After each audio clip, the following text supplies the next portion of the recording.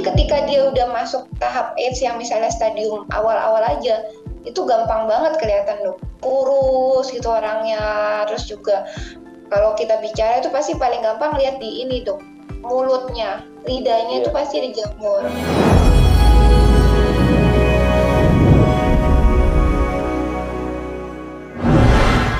Selamat malam Dokter Sasa, jumpa lagi. Apa kabar dok? Malam dok, kabar baik. Terima kasih. Malam ini kita akan bicara tentang HIV. Dokter Sasa kan pernah melakukan penelitian tentang HIV kan? Ya. Iya kan? Oke. Ya, yang dok. Diteliti apa dok? Ya, jadi saya meneliti adanya jamur di pasien HIV dok. Jadi jamur ini namanya jamur Cryptococcus neoformans. Jamur yang dia tuh mengakibatkan infeksi di otak. Dan kalau sudah kena infeksi di otak, itu biasanya pasiennya sulit untuk sembuh. Itu sih dok. Ini jamur ini berbahaya nggak sebenarnya kalau untuk orang yang tidak terkena HIV? Kalau untuk orang yang tidak terkena HIV, dia tidak berbahaya sama sekali dok. Jadi biasa saja, nggak akan terkena malahan. Tapi pada orang dengan CD4 yang turun, jadi kan kalau pada HIV yang diserang kan sel limfosit ya dok ya. Nah ketika itu turun, itu akan mengakibatkan dia tuh mudah terinfeksi berbagai penyakit. Salah satunya si jamur itu, Cryptococcus neoformans. Dok, bagi kita HIV kita sudah mengerti. Tapi mungkin bagi teman-teman kita ada yang nggak mengerti tentang HIV. Sebenarnya HIV itu apa dok? Jadi HIV itu sebenarnya virus dok. Singkatannya Human Immunodeficiency Virus. Jadi virus ini tuh mengakibatkan sindrom yang namanya AIDS itu dok. Jadi Acquired Immunodeficiency Syndrome. Ya, AIDS. Jadi yang memang itu tuh memang membuat seseorang itu terkena sindrom yang mana merupakan akibat dari daya tahan tubuh dia yang melemah gitu dok. Jadi virusnya tuh bikin daya tahan tubuh kita melemah banget sampai-sampai segala macam penyakit tuh bisa datang gitu dok. Ada nggak virus lain yang membuat imun sistem kita, kekebalan tubuh kita melemah selain HIV? Yang membuat sistem kekebalan tubuh kita melemahnya sampai seperti ini, ya si HIV ini dok. Baru yang ini HIV. Iya. Kalau yang virus lain biasanya kan sesaat aja ya dok ya. Maksudnya dia menyerang saat dan kemudian hilang. Nah, tapi kalau HIV ini malahan ini dok, ketika seseorang sudah terkena, gejalanya itu munculnya bisa 10 tahun kemudian, 15 tahun kemudian gitu. Jadi nggak saat itu. Saat dia terpapar, iya. Jadi nggak saat dia terpapar, dia langsung menimbulkan gejala, enggak. Bertahap dok. Apa yang menentukan seberapa cepat atau seberapa lambat gejalanya keluar setelah terpapar HIV? Ya, jadi itu tergantung tiap HIV-nya juga. Dia ada tipenya juga dong. Ada yang memang dia lebih cepat pada bisa kurang dari 10 tahun, tapi umumnya rata-rata sekitar 10 tahunan sih dok baru menimbulkan gejala. Gejalanya pun awalnya tuh ringan. Kalau masih yang tahap 1 ya dok ya. Nah, tapi begitu dia udah tambah lama CD4-nya tambah turun, berarti ya makin bervariasi lah gejala yang muncul dok. Gitu sih. Jadi orang Mengerikan sih dok. mengerikan ya. Iya. Kalau tidak ada gejala, orang ya nggak tahu dong kalau seseorang itu terkena HIV/AIDS. Kalau tidak ada gejala. Iya, betul. Memang tidak tahu. Makanya kenapa penting untuk screening sih dok. Jadi pada pasien-pasien yang kita curiga dan dia meskipun belum muncul tahap ininya ya dok, sindroma kelemahan daya tahan tubuhnya itu belum muncul penyakit-penyakitnya, tapi kita curiga nih misalnya pada orang-orang yang mohon maaf PSK, ya pekerja seks komersil, kemudian pengguna obat-obatan, nah itu biasanya kan bisa tuh dok mereka umumnya yang memang terpapar. Nah mungkin mereka masih sehat-sehat, tapi kalau kita screening, kita cek, nah itu sudah ada virusnya, gitu dok. Oke. Jadi kalau tahap awal mereka belum bergejala diobatin, itu kemungkinan besar dia terkontrol. Jadi virusnya tidak sampai mengakibatkan AIDS itu dok, karena terkontrol. Jadi si virusnya tidak lagi berkembang biak eh, sampai membuat sistem daya tahan tubuhnya itu benar-benar lemah gitu loh dok. Berapa Iya. banyak orang yang high risk, at risk individuals yang melakukan screening di Indonesia, Dok? Sepertinya sekarang sudah lumayan loh, karena banyak em, ini ya yayasan sosial, aktivis gitu yang Hmm. melakukan screening-screening ke mereka. Jadi dengan mereka mendapat imbalan, biasanya gitu ya, kayak ditawarin untuk kesehatan. Jadi mereka mendapatkan apa imbalan misalnya uang, lalu minyak, seperti itu. Nah, mereka mau dicek gitu sih, Dok. Dan nanti Oke. dijelasin.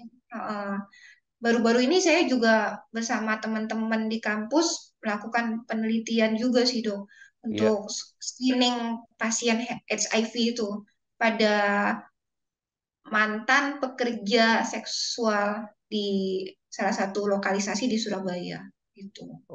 Dan ketemu Oke. dong, ketemu ya. Orangnya masih sehat-sehat, ketemu. Maksudnya kami menemukan yang positif, tapi dia memang masih ya sehat, masih tampak sehat, masih jalan biasa, nggak ada gejala. Gitu. Terus misalnya seseorang positif, terus Mm-mm. kan perlu obat. Obatnya mahal nggak? Nah, khusus untuk SIV ini dok, di puskesmas itu gratis diberikan dok, gratis di Oke. Indonesia. Iya, obatnya ya gitu, cukup cukup inilah pemerintah cukup memperhatikan untuk pasien-pasien SIV ini.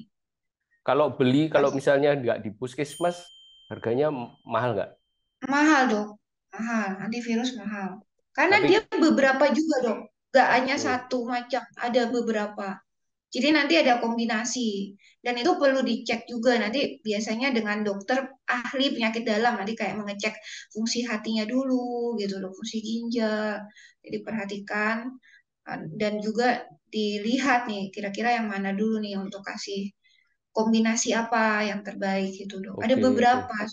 Tapi kalau di puskesmas, obat HIV ini semua free, gratis. Iya, setahu saya gratis tuh. Kalau di Diberikan cuma-cuma. cuma-cuma Mm. seumur hidup. Iya, Wah, selama dia mau kontrol. iya Tapi iya. masalahnya mereka, ya mohon maaf mungkin ada beberapa yang mereka tuh tidak rutin gitu dok. Padahal itu obat SIV itu harus tidak boleh putus. Bahkan Oke. dianjurkan jamnya pun maksudnya misalnya hari ini minum jam 7 pagi, berarti besok pun harus jam 7 pagi gitu dok. Oke. Seterusnya seperti itu. Jadi jamnya diusahakan ya sama gitu dok. Karena Oke. kan untuk mencegah replikasi dari si virus tuh. Itu Iya dok. apakah ini spesial untuk HIV saja seperti itu atau untuk semua virus obatnya harus tepat waktu dan rutin atau cuman untuk ini aja HIV? Setahu saya khusus untuk SIV ini sih dok. Obat Harus untuk tepat waktu. virus lain. Iya, kalau virus yang lainnya kan juga jarang ya untuk virus yang ada obatnya ya. Misalnya ya Hmm, seperti influenza ada Tamiflu kan dok ya itu. Kemudian ya. cacar sudah ada obatnya. Oke. Asiklovir. Tapi Oke. yang lain enggak sih dok. Iya, setahu Oke, saya. Dok. Untuk obat HIV, obatnya itu untuk apa sebenarnya, Dok? Jadi obatnya itu untuk mencegah si virusnya itu berkembang biak dok, bertambah banyak. Jadi kan Oke. virus itu kan menggunakan sel tubuh kita untuk bertambah banyak. Nah itu Ya. di blok dok untuk tidak dia menjadi lebih banyak dan menyerang si limfosit kita itu. Jadi untuk menghambat perkembangbiakan dari si virus ini. Iya, Apakah mekanismenya cuma satu atau beberapa mekanisme untuk menghambat? ada Hmm, beberapa mekanisme dok. Jadi kan dari siklus hidupnya virus itu kan dia ada yang kalau ini saya bicara mengenai ini ya dok ya maksudnya secara umum prinsip obat virus ya dok ya prinsip ya, kerja obat virus itu kan virus itu kan perlu untuk menempel dulu di sel kita ya. kemudian dia perlu untuk memasukkan materi genetiknya ke dalam tubuh kita. Nah, kemudian nanti dia setelah memasukkan materi genetik kita, dia nanti akan menghasilkan protein dulu. Membentuk proteinnya itu terhadap dua macam dok. Protein yang membran luarnya jadi dia ada Iya. pembungkus dan protein untuk dia punya materi genetik. Nah, setelah itu nanti dia menggabungkan diri assembly gitu namanya assembly, kemudian nanti baru dia dilepaskan. Nah, itu ada di tiap siklus itu dia ada yang membloknya dok, obatnya beda-beda seperti itu sih dok. Oke, oke. Ya, jadi tiap virus punya kekasannya. Iya. Oke. Sekarang orang yang terkena HIV kalau diobati itu life expectancy-nya bagaimana, Dok? Saat ini. Life ekspektasinya untuk saat ini yang setahu saya oke dok, seperti orang normal. Kalau dia CD4-nya bisa dipertahankan bagus ya dok ya, tinggi seperti orang normal. Kan di atas 200 ya. Jadi kalau yang baik itu CD4-nya. Nah, tapi dia rata-rata kalau yang sudah tahap yang berat, yang seperti yang tadi saya cerita pada pasien-pasien saya, penelitian waktu saya tesis, itu di bawah 50 biasanya dok, CD4-nya. Oke. Oke. 50, iya, terus 60, paling tinggi segitu 70, rata-rata di bawah 50. Itu yang Ap- sudah berat-berat, yang perlu hmm. opname itu dok biasanya. Apa yang mempengaruhi ketinggian dari CD4 selain obat? Ada nggak? Tipe virus atau Em, iya, jadi HIV-nya itu dia begitu misalnya dia bertambah banyak kan dia nyerangnya si limfosit CD4 itu dok. Nah, jadi ya, ketika dia merusak si sel itu kan ketika dia menyerang kan nanti selnya jadi ini ya dok maksudnya mati ya ya. rusak. Nah, ketika dia merusak itu makanya si D4-nya itu turun gitu sih dok. Jadinya makanya ya kalau kita minum obat untuk menghambat si replikasi virus kita bisa kan CD4 sebenarnya terus dihasilkan tubuh ya limfosit Ya, itu kan tetap ada. tetap. Nah itu nanti CD4-nya naik lagi gitu sih dok karena kan si virusnya dihambat nih replikasinya dia nggak lagi Oke, nyerang oke. CD4 yang lain CD4 yang lain gitu dok. Ini ada beberapa mitos yang akan saya tanyakan. Apakah kalau kita punya teman yang terkena HIV, terus makan bersama, berjabat tangan, itu apakah virus ini bisa menular dengan cara seperti itu, teman? Teman ya dok ya Ya, harusnya kalau hanya seperti jabat tangan kemudian ya duduk bersama itu sih enggak sih dok karena kan nggak semudah itu ya dok ya. Dan juga HIV ini dibandingkan hepatitis B ya dok, sebenarnya penularannya meskipun sama-sama menular lewat darah ya dok ya. ya, Maksudnya kan HIV menular lewat darah, hepatitis B, virus hepatitis B pun menular lewat darah. ya. Chance-nya dok, chance chance penularannya itu sebenarnya lebih tinggi hepatitis B dibandingkan HIV. Oke, Jadi pada oke, pasien yang tertusuk jarum atau pada pasien yang misalnya dapat dari donor darah atau dari ya hubungan seksual itu chance-nya tetap lebih tinggi hepatitis B gitu sih dok oke. kalau yang saya pelajari. Kalau gimana kalau share makanan? Same utensil, yang common food, terus pakai utensil yang sama, share, atau pakai sumpit. Itu apakah virus ini bisa menular dengan cara seperti itu? Sebenarnya sih nggak semudah itu ya dok, tapi benar sebenarnya menurut saya lebih khawatir penularan terhadap virus yang lainnya gitu dok, karena kan Oke. bisa juga virus lainnya menular lewat kita berbagi. Jadi maksudnya tidak disarankan lah kalau seperti itu dok, maksudnya kalau sama-sama menggunakan sendok yang sama ataupun sumpit yang sama seperti itu dok, karena kan nggak cuma SIV ya, bisa juga penyakit yang lain ditularkan gitu kan dok. Iya, Kalau HIV jadi susah ya, SIV sih susah tertular juga dengan dok, cara seperti itu. susah Bukan susah. pakai sumpit yang sama, tapi pakai sumpit masing-masing, tapi sharing dish. Oh Bisa harusnya nggak? nggak apa-apa ya dok, Nggak ada nggak apa-apa masalah. bisa, iya nggak ada masalah. Jadi Oke, maksudnya ada oke. makanan di depan terus bareng-bareng gitu dok maksudnya Bareng-bareng dari. gitu. Oh Gitu, iya gitu. iya. Apa Nggak ada dok? masalah. Kalau Iya. misalnya seseorang terkena needle prick, misalnya saya operasi, terus saya kena prick, terus pasiennya terkena HIV. Berapa kemungkinan saya terkena HIV karena itu. Oh, iya itu ada yang namanya dok, kalau misalnya dokter tertusuk secara tidak sengaja, itu bisa langsung minum obat emergensinya untuk langsung bisa mencegah supaya virusnya itu nggak jadi ada di dalam tubuh kita. Itu ada golden period juga sih dok. Iya, Jadi iya, begitu iya. dokter tertusuk, langsung lapor kan ke Iya, yang infection kontrol. infection kontrolnya ya.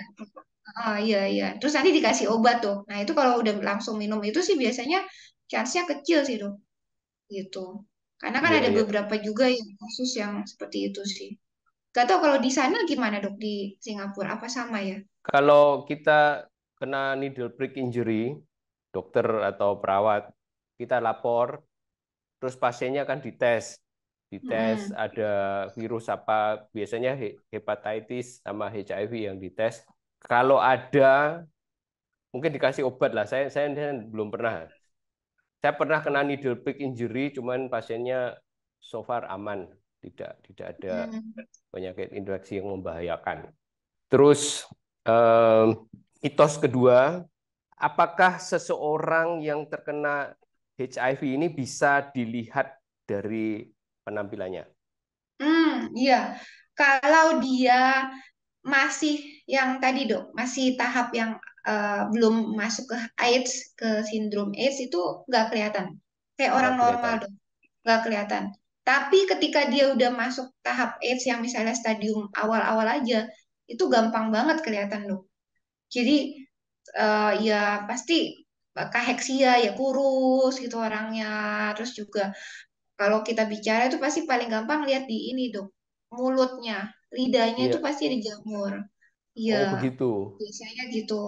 Ya, yang Semua, paling sering itu tandanya ya, iya mulutnya itu ada sering banget. Mulutnya itu jamur. Sampai waktu yang pasien saya waktu penelitian itu kasihan sekali. Sampai nelen pun susah dok, karena jamurnya muncul di kerongkongan. Oke, Jadi oke. iya sampai ke kerongkongan. Jadi nggak cuma di lidah, mulut, langit-langit, tapi di kerongkongan. Kerongkongan, nelan susah, Nah, dia sakit. nelen sakit. Iya, makanya sampai harus dapat obat anti jamurnya lewat injeksi gitu. Padahal sebenarnya obat anti jamur itu kan kalau dilihat dari kayak farmakonya gitu ya dok ya, Iya, farmakokinetiknya itu juga asupan minum pun juga sebenarnya bagus gitu loh. Tapi karena pasiennya kan kasihan nelen iya, sakit ya, sakit. jadi dikasih injeksi. Hmm, selain itu ada nggak yang bisa dilihat kalau seseorang terkena gejala HIV, terpapar Hmm, HIV? biasanya paling gampang itu. Nah, tapi kalau udah tahap-tahap yang juga lanjut, itu nanti kulitnya juga biasanya ada kulit kekasannya, dok. Kulitnya tuh kayak ada merah-merah yang eh, merata gitu ya, dok. Terus kayak ada koreng, kadang nah, itu infeksi di kulitnya. Itu bisa juga Oke. seperti itu. Iya. Infeksi Dan apa, Dok? infeksi di kulit dikarenakan adanya bakteri, dok. Oh, Iya. Nah, oke, oke. itu sebentar dok, saya lupa namanya. Saya agak lupa. Oh salah dok, sorry. Sarkoma kaposi itu kan saya Sarcona lupa. kaposi. Oke, oke. Iya, Sarcoma kaposi. sarkoma Ya, ya, ya, ya. kaposi. Itu Iya, cancer lah. tapi itu pada pasien SIV dok.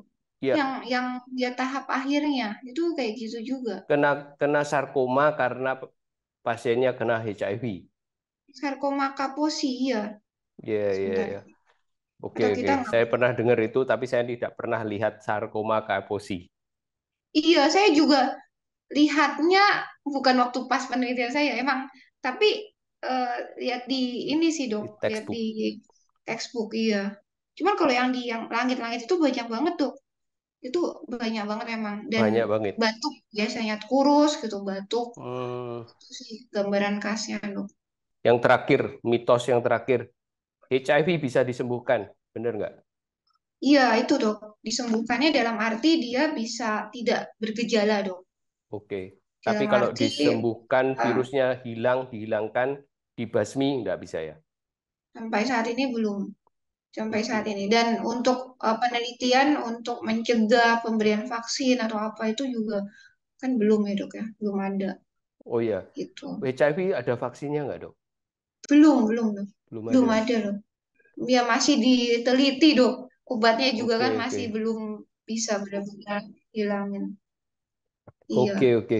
Memang ini seperti penyakit penyakit mungkin hukuman Tuhan mungkin ya dok ya. Iya. Karena kan terutama mengenai orang-orang yang tidak tidak pada tempatnya gitu kan, maksudnya yang yang melenceng dari yang seharusnya Hmm. gitu kan. Kan Oke. yang terkena ya biasanya yang terkena itu yang ini ya dok, pengguna ataupun yang gay. Jadi itu Iya. waktu saya penelitian itu kebanyakan yang gay, kemudian pengguna narkoba. Ada juga yang kasihan, misalnya kalau kayak ibu-ibu dia ketularan dari suaminya yang nakal. Nah, itu ada juga, tapi dikit sih dok. Kasus itu dikit sih. Atau anak lahir dari ibu yang terkena HIV bisa juga. Iya, itu juga itu kasihan itu dok. Anak yang tertular dari ibu yang HIV. Itu kasihan dan Hmm. ya ibunya juga misalnya ibunya baik-baik gitu ya tapi kan misalnya dari suaminya yang nggak benar entah pengguna atau apa tapi kan dia tertular gitu dan kena sakit Iya. itu yang Oke. agak-agak sedihnya gitu dong. Penularan HIV antara gay couple sama Mm-mm. heteroseksual, kemungkinan menularnya itu sama atau beda? Atau gay lebih gampang menular di gay community? Ini saya belum baca lebih pasti sih ya dok ya tapi setahu saya pernah baca memang kalau nggak salah gay lebih lebih menular sih dok, lebih Gay gampang lebih menular menular. karena dia kan lebih gampang luka ya dok ya. Itu kan Iya. mukosa rektumnya Mukosa, itu kan, ya. itu jadi kan sebenarnya kan karena luka dong. Nah, gitu. Jadi Penetrate kalau ke penetrate mukosa. karena ketika lukanya lebih banyak muncul, ya mungkin lebih sering dong. Dan memang waktu Hmm, saya penelitian itu kebanyakan gay dong yang kena. Saya kan oke. anamnesa ya. Dari mana, maksudnya kenapa mereka biasanya dulu bagaimana itu dari hubungan antar ya sesama pria gitu. Saya juga kaget, banyak banget ternyata dok di Indonesia itu setelah saya penelitian. Banyak banget. Seberapa banyak? Ya, lumayan banyak dok dari yang misalnya satu bangsal itu ya, satu bangsal itu ada 50 mungkin gitu ya dok ya. Itu berarti ya yang gay itu mungkin ada kali ya 2/3 gitu ya. Waktu Wow, saya itu ya, bukan saya. oke. Iya, lumayan kok, lumayan banyak. Hmm. Oke dok, sebelum kita akhiri, ada nggak pesan-pesan bagi masyarakat supaya mungkin safe, tidak terkena HIV, atau bagi itu dulu, dan bagi orang yang sudah terkena HIV, mungkin ada pesan-pesan untuk masyarakat awam dulu yang sehat, Iya, iya. bagaimana supaya tidak terkena Kalau HIV. pesannya sih ya, yang terutama untuk masyarakat awam yang belum terkena ya dok ya, Iya. harus eh, benar-benar hati-hati sih. Mungkin untuk kalau misalnya donor darah, apa menerima darah itu juga kan eh, sekarang sih udah baik banget sih PMI itu udah ngecekin semua ya dok, hepatitis B, HIV semua. Dan juga yang saya tekankan sih mungkin lebih ke arah edukasi untuk anaknya sih ya dok ya. Karena Ya. kan edukasi untuk bagaimana ini tuh berbahaya dan itu tuh penularannya karena yang hal-hal yang tidak benar. Jadi supaya anaknya tuh nanti jalannya lurus gitu loh, Dok. Untuk Oke. mungkin untuk orang tua lebih lagi menguatkan, mengajarkan untuk edukasi yang seksual misalnya, tapi yang benar gitu ya, Dok ya, dan juga misalnya Ya. edukasi untuk eh ya edukasi tentang HIV ini saya rasa perlu juga di sekolah-sekolah sih, Dok. Dan Ya. memang ada beberapa sekolah yang sudah melakukannya seperti itu. Jadi supaya anak-anak dari pemuda remaja itu mereka nggak yang menggunakan obat-obatan, terus yang eh, pergaulan bebas seperti itu sih dok. Lalu Oke. kalau yang sudah terkena Kena. itu berarti harus minum obat secara rutin aja sih dan cek ke dokter gitu dok. Oke. Karena nanti kalau misalnya rutin kan diharapkan dia ini ya dok ya bisa CD4-nya naik dan tidak lagi terkena banyak penyakit-penyakit gitu dok. Jadi kuncinya untuk orang yang belum terkena, gaya hidupnya harus benar dan edukasi untuk misalnya anak-anaknya Bagi yang sudah terkena, yang penting harus minum obat secara teratur, rutin.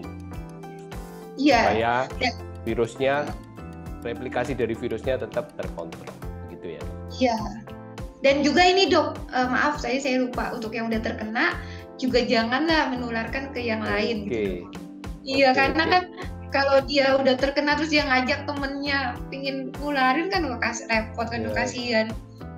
Kan ada orang yang tipenya mungkin ya seperti itu ya dok, maksudnya dalam arti dia mau ngajak gitu loh supaya kamu sama-sama ini kena itu. Oke, terima kasih Dokter Sasa atas waktunya pada malam hari ini, edukasi yang sangat bermanfaat. Semoga ini bermanfaat bagi semua yang nonton. Anda semua yang nonton video ini, kalau ada pertanyaan tentang HIV/AIDS, Anda bisa tulis di comment section di bawah ini.